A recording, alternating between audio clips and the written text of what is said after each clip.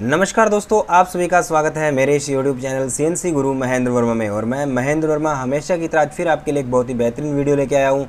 तो दोस्तों जल्दी से चैनल को सब्सक्राइब कर लीजिए, बेल आइकन को प्रेस कर लीजिए और दोस्तों मेरे सोशल मीडिया नेटवर्क को ज्वाइन कर लीजिए, जैसे कि मेरा टेलीग्राम ग्रुप, मेरा फेसबुक पेज और मेरा व्हाट्सअप ग्रुप।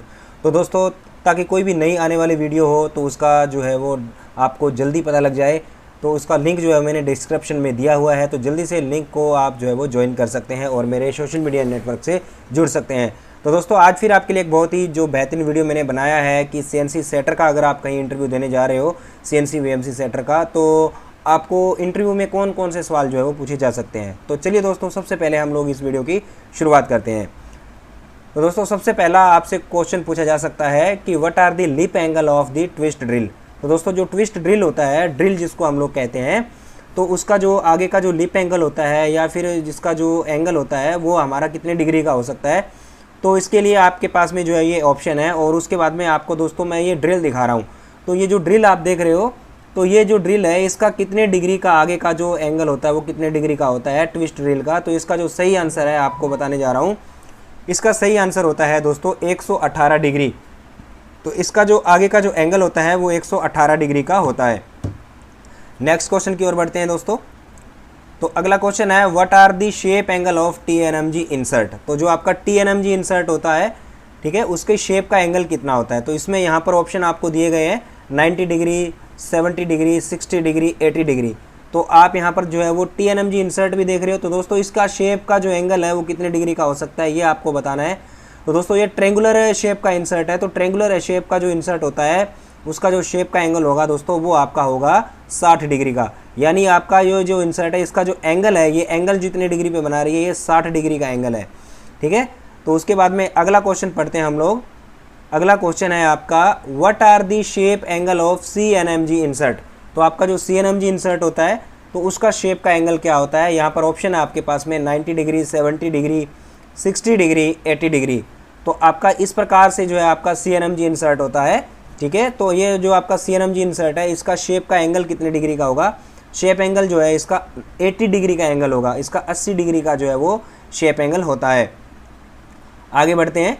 तो यहाँ पर आप देख सकते हो कि इस प्रकार से आपका जो है वो 80 डिग्री का एंगल है, ठीक है। उसके बाद में आगे बढ़ते हैं।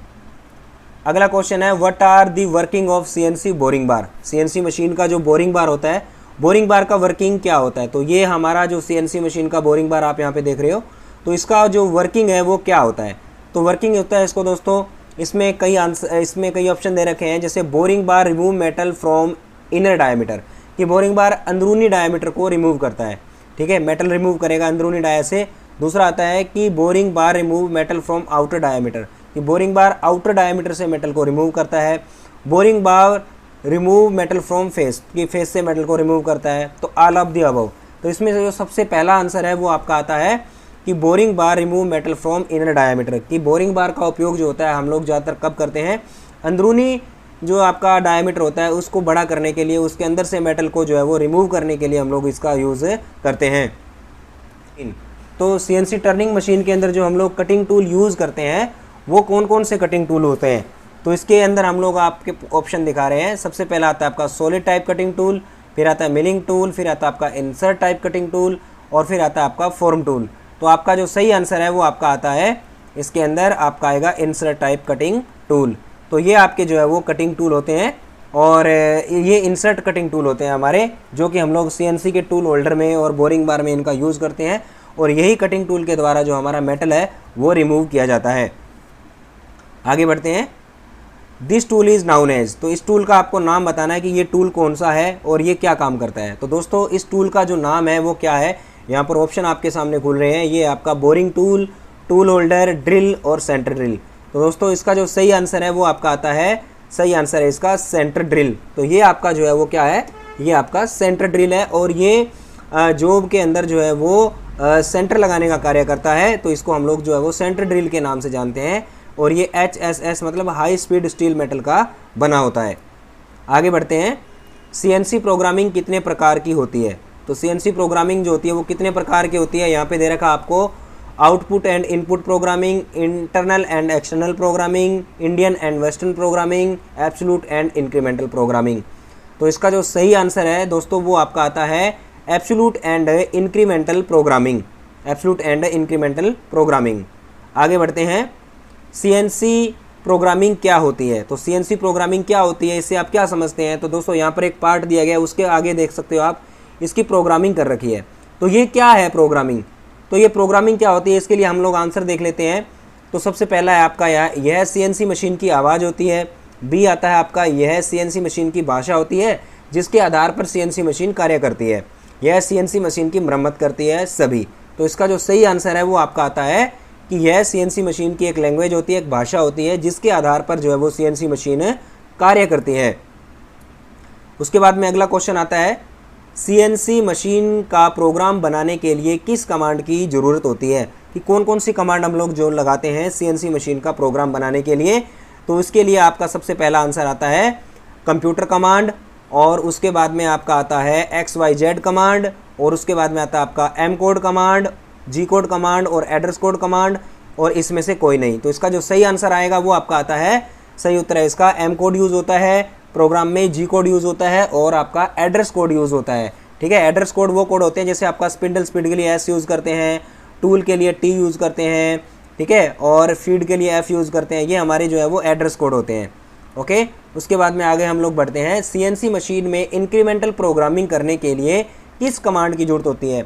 भी सीएनसी मशीन में अगर आप इंक्रीमेंट प्रोग्राम बनाना चाहते हैं तो आपको कौन सा कोड लगाना होगा प्रोग्राम में। इसके लिए कोड आता है आपका जैसे G90 code, G91 command, G71, G70। तो इसका जो सही आंसर आपका आएगा वो आपका G91 कमांड आपको लगानी पड़ेगी प्रोग्राम में, तब आपकी जो मशीन है वो आपका इंक्रीमेंटल प्रोग्रामिंग को रीड करेगी। उसके बाद में अगला क्वेश्चन आता है, सीएनसी मशीन में एब्सोल्यूट प्रोग्रामिंग करने के लिए किस कमांड की ज़रूरत होती है।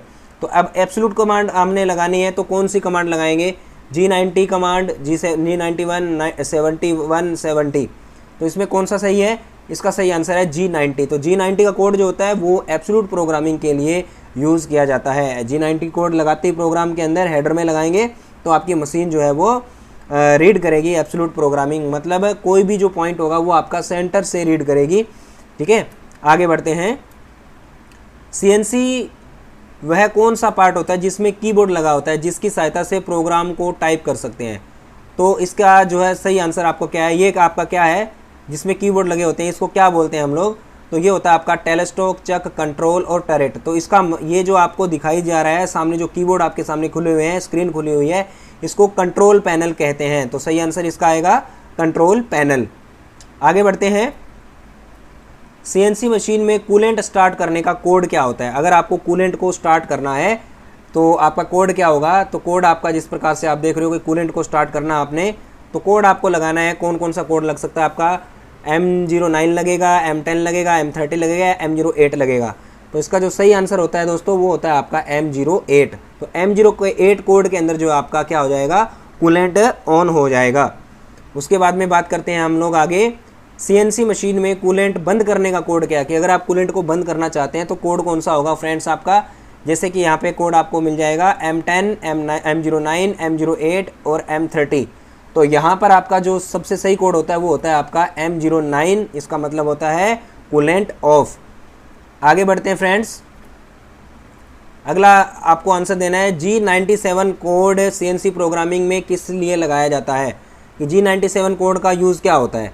तो G97 कोड का यूज़ हम लोग यहाँ पे ऑप्शन में देखेंगे। सबसे पहला आता है मशीन को होम पोजीशन पर करने के लिए, फिक्स आरपीएम के लिए, प्रोग्राम का एंड करने के लिए और MM में प्रोग्रामिंग करने के लिए।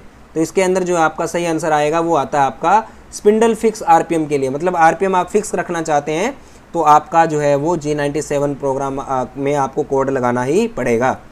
उसके बाद में आगे बढ़ते हैं, फ़ोटो को देखकर बताना है आपको कि किस प्रकार का ऑपरेशन हो रहा है। तो यहाँ पर आपको ये फ़ोटो देखनी है और यहाँ पर आपको जो है वो देख करके बताना है कि किस प्रकार का ऑपरेशन हो रहा है। तो यहाँ पर आपको आंसर मिल जाएगा। सबसे पहला आता है आपका टर्निंग ऑपरेशन, फेसिंग, ड्रिलिंग और ग्रूविंग। तो इसका जो सही आंसर है दोस्तों वो आता है आपका टर्निंग ऑपरेशन। तो आप यहाँ पे देख सकते हो इसमें एक इंसर्ट लगा हुआ है और वो जो है वो पार्ट की टर्निंग कर रहा है। उसके बाद में आगे बढ़ते हैं, मशीन में नया प्रोग्राम डालने के बाद में सबसे पहले कौन सी ऑफसेट ली जाती है। तो सबसे पहले कौन सी ऑफसेट ली जाएगी, इसके लिए जो है वो आपको देखना होगा geometry offset, VR offset, work offset, all of the above. तो इसका जो सही आंसर आएगा वो आएगा आपका ज्योमेट्री ऑफसेट। जब भी CNC मशीन में नया प्रोग्राम डाला जाएगा, या फिर आपका कोई टूल होल्डर चेंज किया, या फिर आपने कोई बोरिंग बार मशीन में चेंज किया है, सेटअप चेंज किया है, तो सबसे पहले जो ऑफसेट डाली जाएगी वो होती है आपकी ज्योमेट्री ऑफसेट। उसके बाद में आगे बात करेंगे तो ये आपका जो है वो ज्योमेट्री ऑफसेट का जो है फॉर्मेट होता है। यहाँ पे आप देख सकते हो, यहाँ पे लिखा हुआ है ऑफसेट, और इसके बराबर में लिखा है ज्योमेट्री।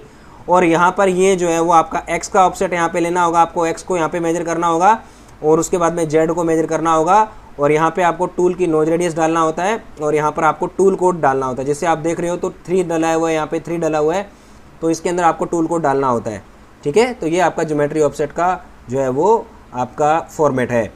उसके बाद में आगे बात करते हैं, CNC मशीन के स्पिंडल को क्लॉकवाइज घुमाने के लिए किस कोड का इस्तेमाल किया जाएगा। क्लॉकवाइज घुमाना है स्पिंडल आपने, तो कौन सा कोड लगाया जाएगा। यहाँ पे कोड आपके सामने है, पहला है M08, M04, M03, M09। तो उसके बाद में आपका जो है वो सही आंसर हम लोग देख लेते हैं क्या है। सही आंसर आपका आता है M03, मतलब इसका यूज़ होता है आपका स्पिंडल रोटेशन एट क्लॉकवाइज। उसके बाद में आगे बात करते हैं, इंक्रीमेंटल वैल्यू एक्स एक्सिस के लिए कौन सा एड्रेस कोड इस्तेमाल किया जाता है। कि अगर आपको कोई इंक्रीमेंटल वैल्यू डालनी है, वो भी डालनी है आपको एक्स एक्सिस के अंदर, तो आपको जो है वो कौन सा एड्रेस कोड लगाना होगा। यहाँ पर देख रखा है, ए के अंदर ए ऑप्शन, बी के अंदर एक्स, और सी के अंदर यू, डी के अंदर डब्ल्यू। तो यहाँ पर एड्रेस कोड आप जो है वो लगाएंगे इंक्रीमेंटल इन एक्स एक्सिस के लिए यू कोड आप जो है वो इस्तेमाल करेंगे। तो दोस्तों, आपको मेरे द्वारा बताया गया जो क्वेश्चन थे वो आपको कैसे लगे। अगर वीडियो आपको पसंद आया तो जल्दी से वीडियो को शेयर कर दो और वीडियो को लाइक कर दो। और दोस्तों, बहुत बहुत धन्यवाद ये वीडियो देखने के लिए। नमस्कार।